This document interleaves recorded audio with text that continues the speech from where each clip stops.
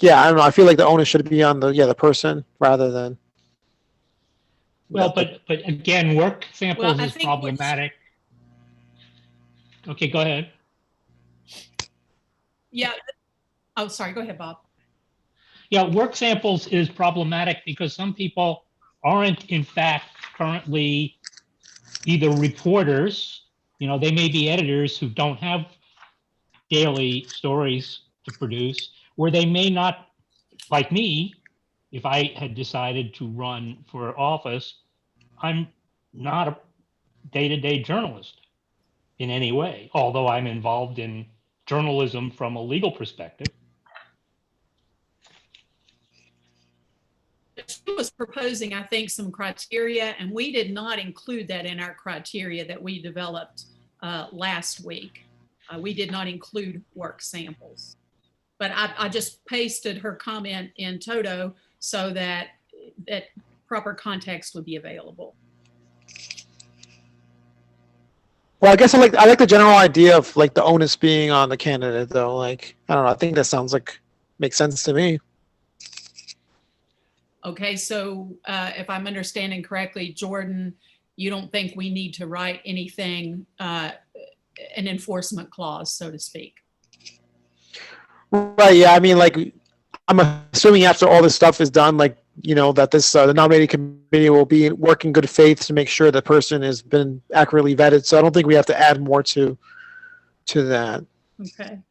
And we did include last week where we'll be asking candidates to sign a statement that, the information they're providing is true and accurate to the best of their knowledge. Again,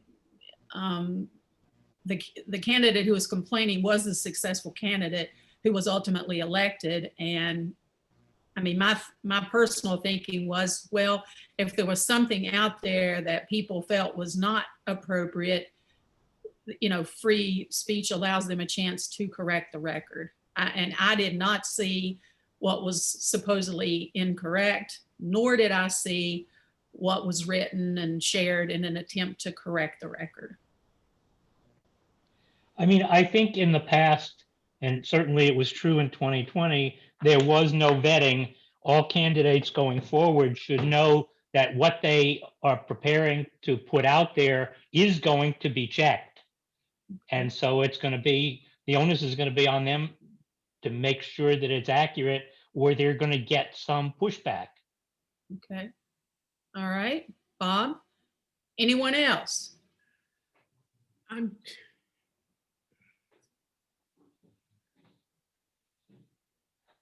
Do we have a bad connection? I thought someone was trying to speak. No, it was me. I was just, Okay. the more I read through this, I'm just, yeah. For the record, I'm a no-go on this issue. Thank you, Victor. You bet. I'm hearing a developing consensus that we leave this issue alone. Is that the consensus of the group? Yeah. Yes. I mean, I think the report may have to explain a little bit about why we did that. Okay. Yeah, I will prepare a memorandum to attach to our proposal that explains our discussion, thought process, and so forth, and attempts to answer any questions that the board may not feel was directly answered in the draft policy. Okay, so then we will say we are going to disregard item 7 and move on to item 8. Woohoo! We're moving now. This is, do we want guidelines for the nominations committee report or reports and a deadline for submission? Do we want to specify that they are going to make reports at thus and so, thus and so, thus and so? This was from Becky Talent. Apparently the nominations committee report was actually read at the business meeting. And I have no idea why that happened. Who decided that that was going to happen? It should not have happened. I don't think. I mean, well, all committees report to the board. The board appoints them. They are beholden to the board.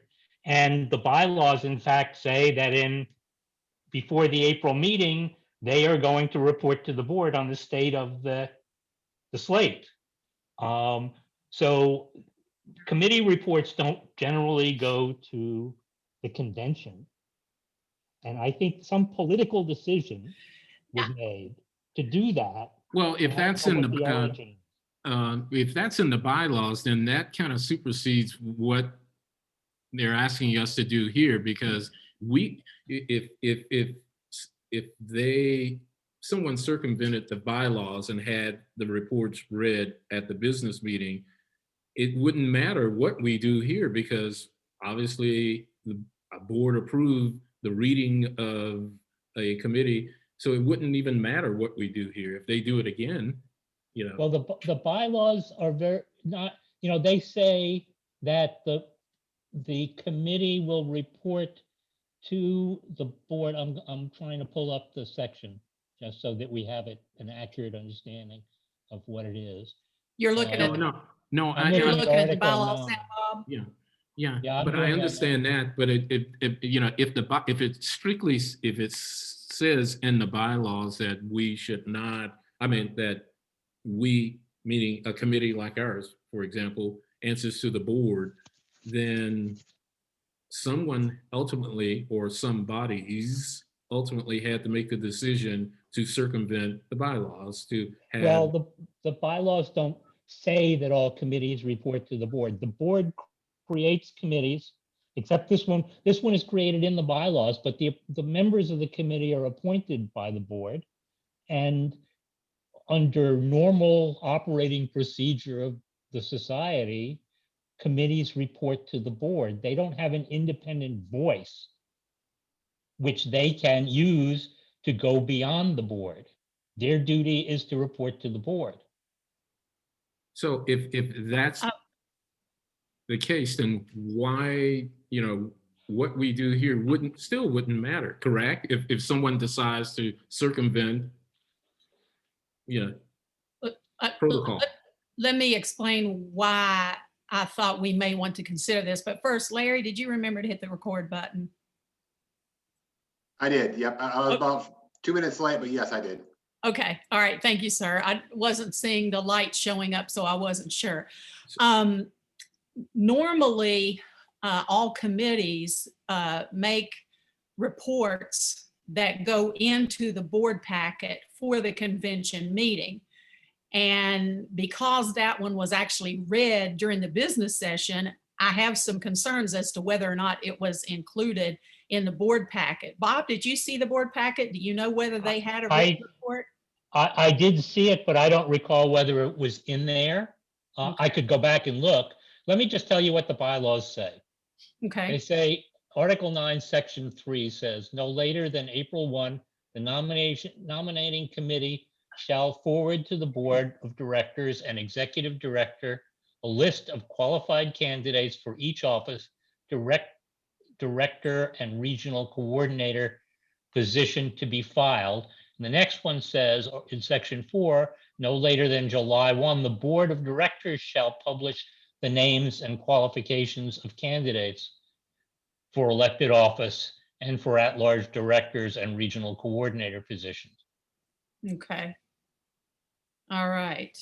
And the other reason that I was asking about this is in terms of making sure that something official is filed, because we're hoping that when this new board is this new nom committee is constituted, that they're going to start keeping a tab of those who are desirable and trying to work with them to help prepare them to run for national office.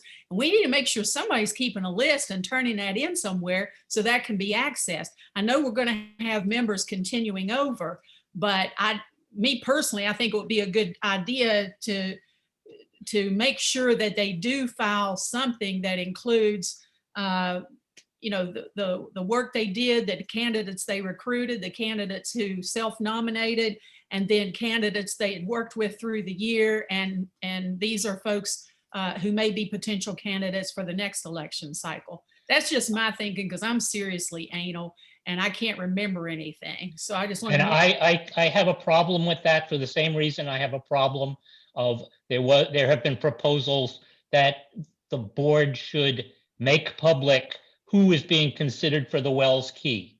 There are people who are considered and rejected. There are people who are considered and pushed forward at some later date, and that should not become public. And I think that goes for candidates. This is not the as Wells well. Key. I understand, but it's for candidates who may, the committee, if it reports that, well, we talked to this person because they expressed an interest and we decided that that wasn't a good idea. That kind of stuff should never not become public. All that's germane at any given time is who is running for office in the next election. And to the extent that the committee exists and it recruits, it can merely give statistics. You know, we've talked to X number of people this year, and we have come up with some people who are likely candidates in the future. Okay, anyone else?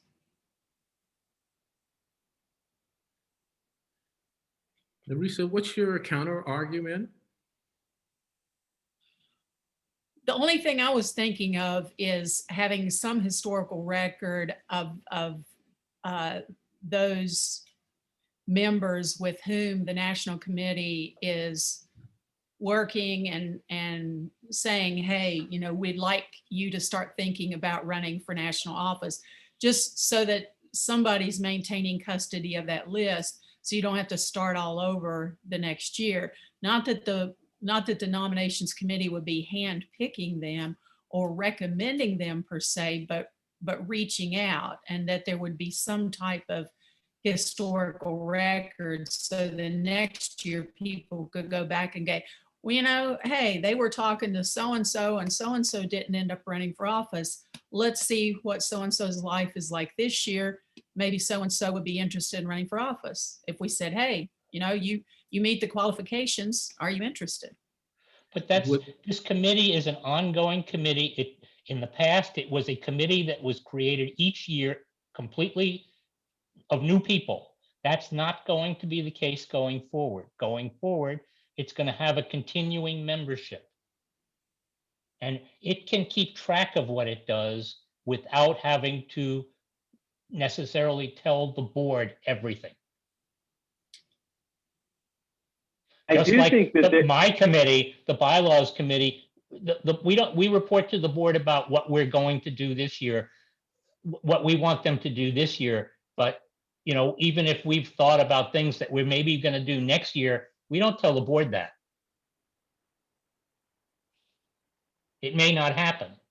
So, you know, we keep track of what it is, but we don't report that to the board. Well, let me ask you a question, Bob, since you are bylaws committee chairman. Is it still practice that each committee submits a report of what they did that year to be in the board packet for National Convention? Because I had to write those when I was a committee chairwoman, and I was just wondering if that was still the practice. I am asked before board meetings whether I have a committee report to submit. I do not. If I don't have anything, I don't submit a report. There have been years when the bylaws committee hasn't recommended any changes or even considered any because there was no need. And so I have simply not submitted a report. Okay. All right. Thank you for that clarification. Again, I'm not wedded to this. I just trying to think about things that could come up in the future. And if one of the goals of redoing the policy is to try to make sure we are reaching out to different constituencies and members who may not in the past have been included, you know, if we're trying to broaden the base of folks who are participating in SPJ national office, I was just thinking this could be a mechanism of, you know, trying to make sure that that work is being done. But I am not going to insist on it. Again, just raising it for the task force consideration and discussion. No, not necessarily. I'm sorry, I because I'm trying to weigh both, you know, the pros and cons of this. And basically what you're asking is to pretty much make sure that the work that's done by, let's say, the 2021 committee is moved along to the 2022 committee, the iteration of that committee, right? There's something in writing or something. How would that differ from a report, a committee report? Well, first of all, the 2021 committee, half of that committee will be there in 2022, maybe even the whole committee. Right. This committee is a standing committee. It doesn't disappear after the election. Now, I understand that, Robert. I was just curious as to, I know every year their members transition out and new members come in, but I'm trying to figure out the feasibility of having, something in writing passed along to even, to the new members. How would this differ from a committee report? Because the committee passes that along to its new members. It doesn't necessarily pass it along to the board of directors, because the board of directors really doesn't need to know that. And because this involves people talking to other people about whether they're going to run and things like that, or whether they're interested, or whether they are qualified, even though they've expressed interest. And I think that gets into areas where we don't want to have a public written record. Here's where I think there's an opportunity to provide some value. I understand both sides of the spectrum here, and particularly the concerns around divulging names of folks who may not necessarily want that to carry over from year after year. But I do think there's an opportunity around transparency and accountability if we could provide more than just a number back to the board to say that this is how many people we reached out to. Could there be a more comprehensive snapshot that breaks out, we reached out to 20 people, half of them come from diverse backgrounds, of that group, 7 of them came from this particular background in journalism, the others came from these backgrounds. I wonder if there's a way to create some parameters so that there is a way to measure and understand where the gaps persist, and if there's marked improvement. Again, ensuring the integrity of the individuals, but also acknowledging there's still a lot of room to grow in terms of what that representation looks like. And we're only going to get to that if we're honest and we're forthright on what these behind the scenes processes and efforts are looking like and where we need to make some of those improvements. And I guess my question in response to that is, we don't dictate that kind of report specificity to any other committee of the society. And we rely on the committee chairs who are picked by either the board or picked by the president, ratified by the board, to keep everybody updated on what's going on in the committee. And I guess I don't see the need, certainly not at the beginning. If the committee is not providing information that's useful after a year or two, then maybe it's time to say, we need to be more specific about that. But I don't walk into this assuming that the chair of that committee will not make reports and will not provide the information that everybody needs without formalizing it by putting it into a policy. I don't see this as intruding into the committee chair's domain, so to speak. I see it as maybe providing maybe some specific guidelines that the committees, not just one committee, the committees, this could be the blueprint of maybe something new and something that maybe we can use to kind of I'm having a Newsheimer's moment here, and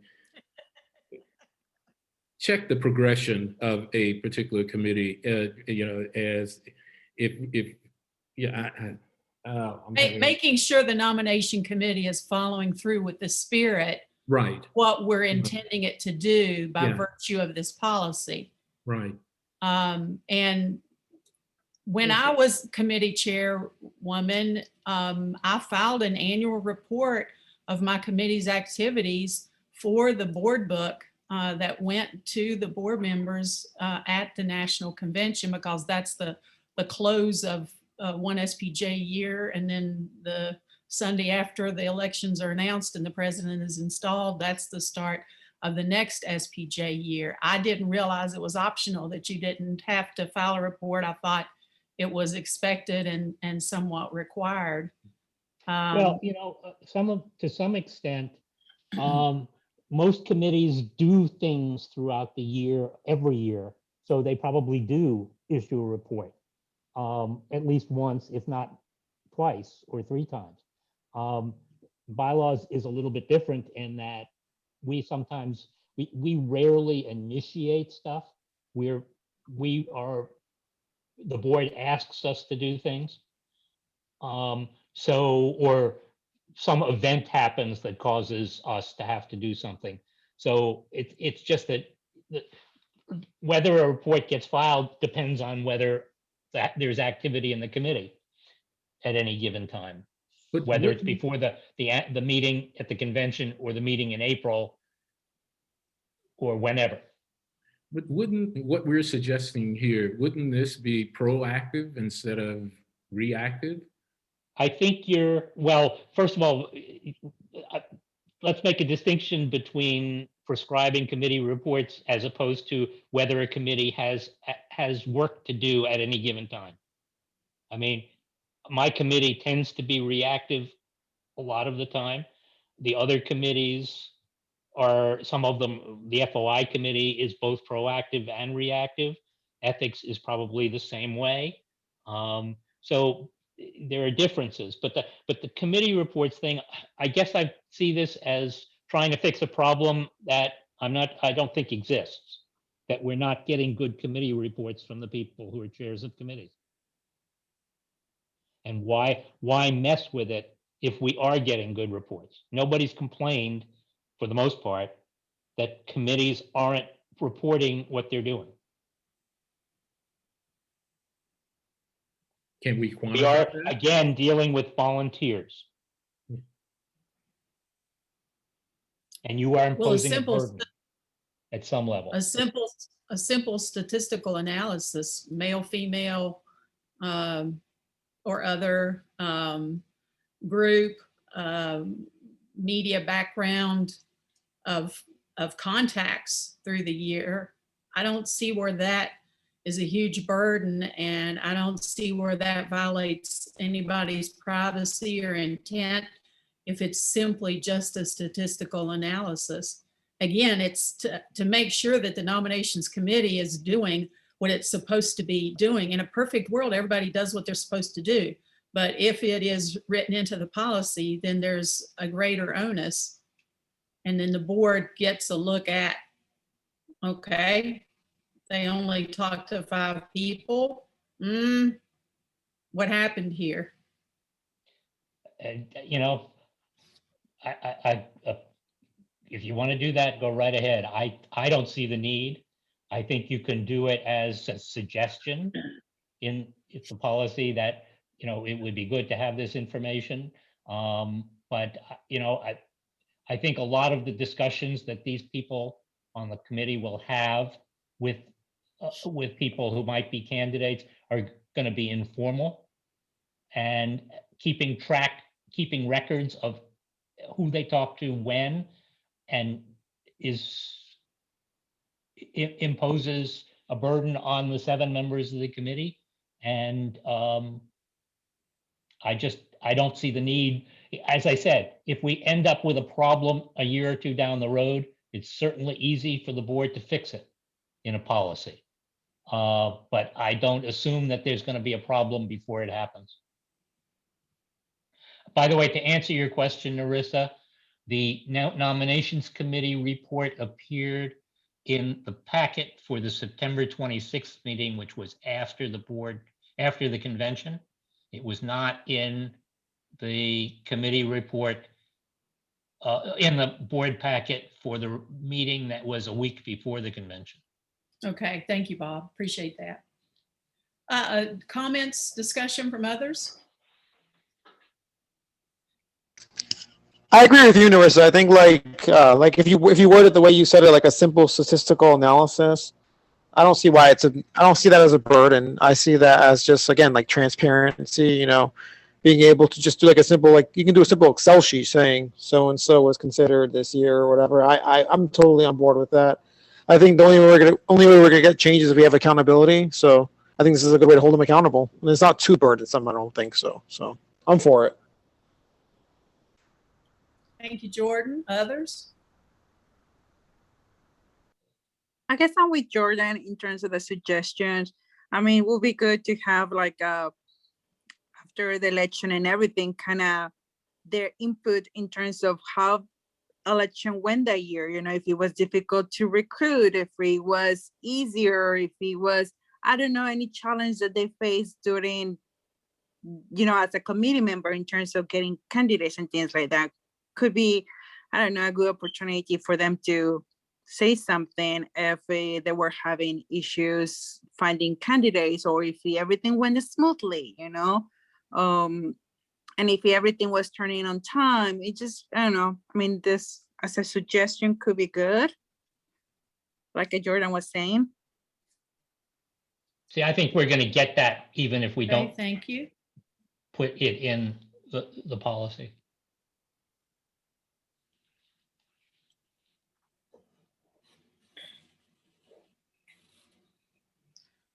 Let me put a couple of lines down and see what we think.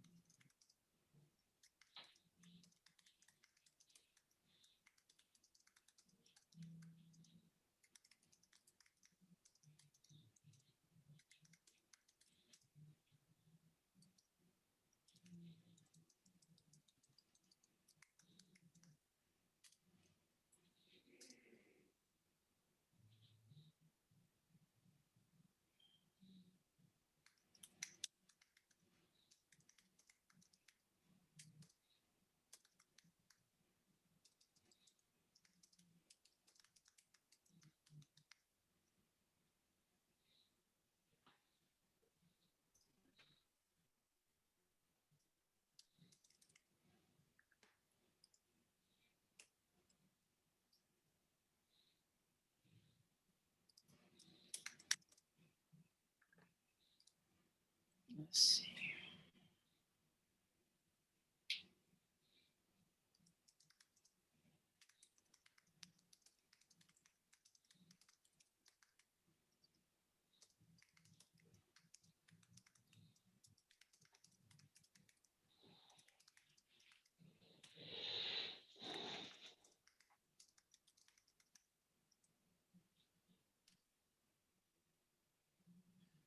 All right, let's see here. From this starting point, the nomination committee shall prepare a statistical report of contacts made during the SPJ year. The report shall be submitted to SPJ HQ to be included in the board packet for the National Convention meeting. The report shall include gender, race, ethnic group, and media area of employment. If somebody can think of a better way of saying that, other than media area, please speak up. The committee may include any comments that may be relevant to explaining the data. Thoughts, discussion?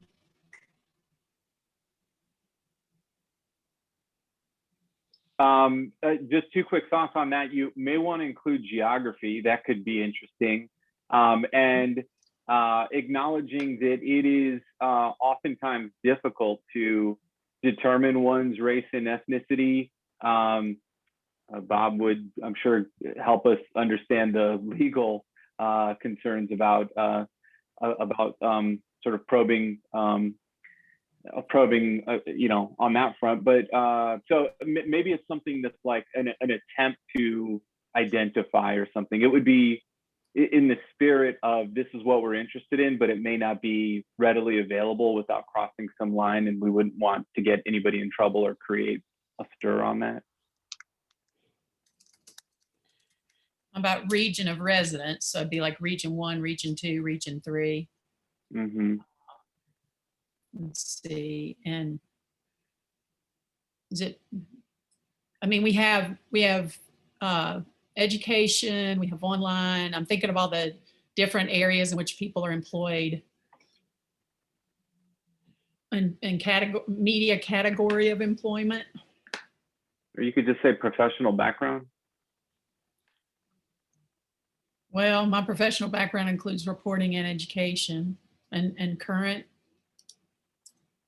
Media disciplines, professional background. okay, professional disciplines, or I don't know.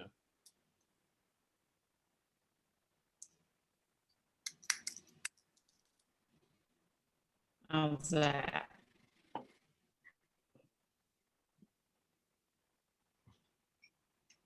Okay.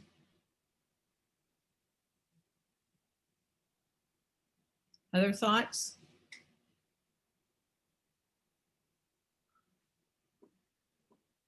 I wonder if we should put something in there about like ability, like able body, or like maybe age too. I don't know if you want to get more younger people on there. I don't know. You want to get older people on there? I don't know. Well, with ability, we may end up in the same snag we're in terms of race and ethnic group. Okay. In terms of, you know, people may not want to disclose that. Of course, some may not want to disclose their age. True. I don't True. know. Yeah. Understandable. Well, So, I mean, yeah, I mean, writing it down may show the shortcomings.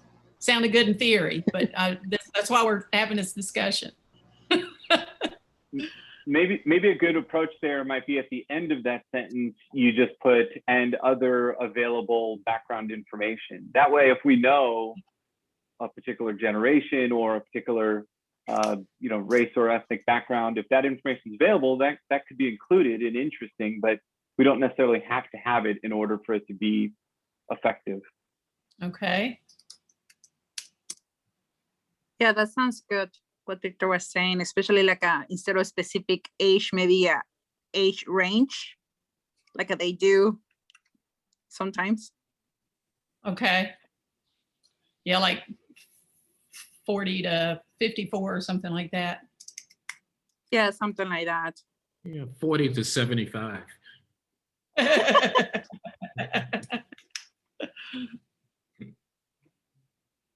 And they don't For have to those of us, report. for those of us who are 39, that's fine. Exactly.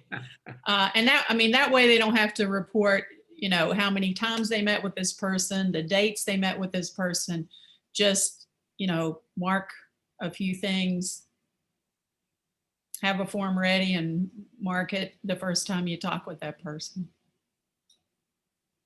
And then they can destroy the documents after they're finished. Okay, other thoughts? Because we're looking at this right here.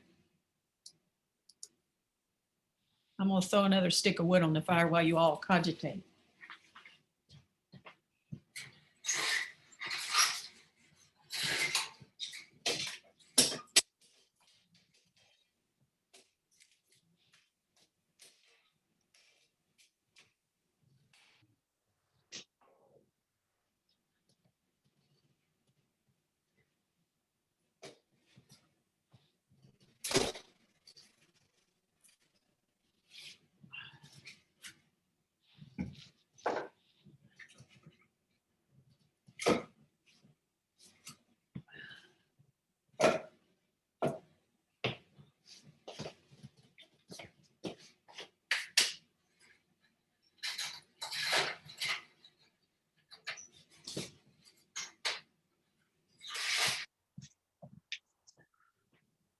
Okay, do we have consensus? Do we want to take a vote? How you want to proceed? How you want to move forward? That looks good to me. Okay, thank you. Others? It looks good. Good to me. As far as I'm concerned, it's totally unnecessary. So if we were to vote, I would abstain. Would you like a vote, Bob? It doesn't matter to me. I think I think you're gone way overboard on this one. And if you want to do it, I'm not going to strongly object, but I'm not going to support it either. So. Okay. Thank you. Others? I was gonna say, do we have to make a motion to vote on this, or Yeah, you do. can I make a motion to vote on this addition to item A? Okay.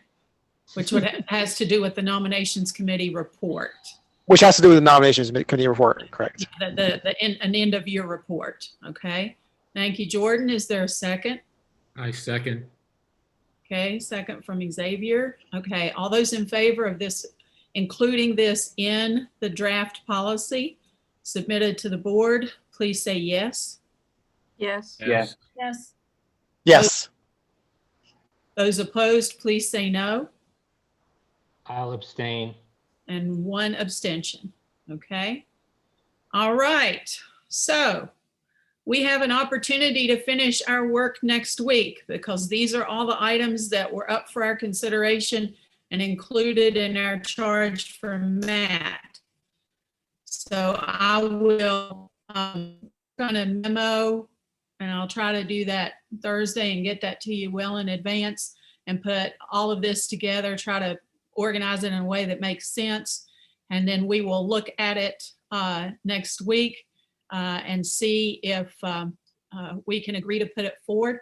I know Bob objects to the endorsement thing, and so we may want to pull that part out and vote separately on that.